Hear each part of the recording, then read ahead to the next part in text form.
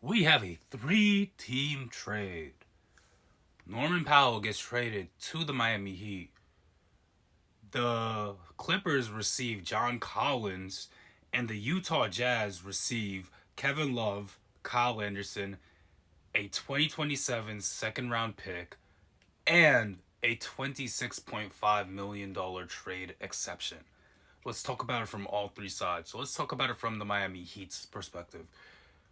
Norman Powell comes off a career year with the Clippers, averaging about 21, 22 points a game.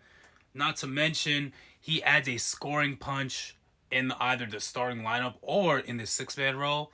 Um, he can start at the three, whether it be alongside Wiggins at the four, no, alongside Bam at the four, or Wiggins starts at the three and he comes off the bench because I believe that Davion Mitchell will probably start at the one.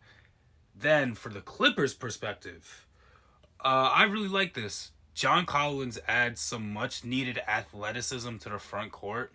You know, you have Vika Zubac, who is a good player, but he's slow footed. Brooke Lopez, they just recently signed. He's a bit old, unfortunately. And you just need some athleticism next to those two guys to ensure that there is a presence in the paint. Not to mention, John Collins is a really good lob threat for James Harden or even Chris Paul if they do sign Chris Paul or if they keep Ben Simmons, whomever they choose to keep. Now, for the Jazz perspective, I like this. They're probably buying out Kevin Love. Shams did report that. But I like the idea of having Kyle Anderson there just to be a veteran for not only Ace Bailey, but also for Bryce Sensabaugh and Cody Williams. You know, those are some wings that are going to need some veteran leadership. Not to mention, they get an asset. And I'm also really interested to see what they do with this trade exception.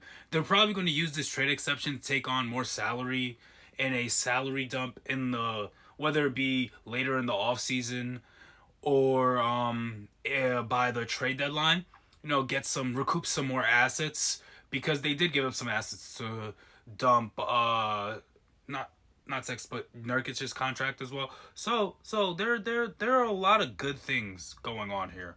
Um, you know, what do you guys think? And peace.